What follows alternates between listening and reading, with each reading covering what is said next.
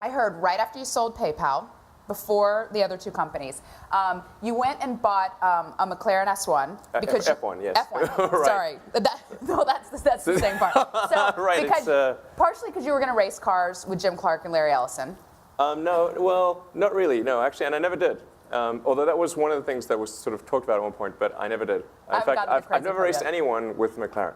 I had it for several years, and I put 11,000 miles on it, and I drove it from LA to San Francisco. It was my daily driver, which is a crazy car to have as a daily driver, particularly on the 405. So, but I understand when you got it, yeah, you're driving down 280, and you wrecked it. No, well... And let me just tell the story, and then you can correct it. Because the story's great, and I hope it's yeah, true. let's see if the story that you tell is actually, how that compares to the reality, because the reality is pretty messed up. So, hopefully the reality's better. So you wreck the car, you get out of the car, you're doubling over with laughter. And the person with you said, why are you laughing that you just wrecked this car? And you said, no, you don't know the funny part. It wasn't insured.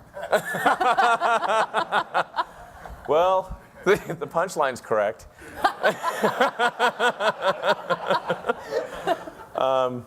Yeah, so I was driving up Sand Hill Road with Peter Thiel, one of the co-founders of PayPal. We were actually driving to see Mike Moritz. This is in 2000.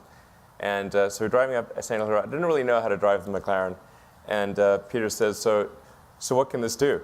And then, like, I'm probably number one on the list of famous last words. I said, watch this. So I floored it and did a lane change on Sand Hill. And so the McLaren has no traction control or anything. It's massive power to the wheels, sort of 640 brake horsepower, and it only weighs a ton. So it has massive power to weight. It can brake the wheels free at 80 miles an hour. So broke the rear end free and started spinning. And I sort of, let's see, I think it was sort of, I was going straight and then turned, and I remember seeing the cars coming towards me while I was going backwards.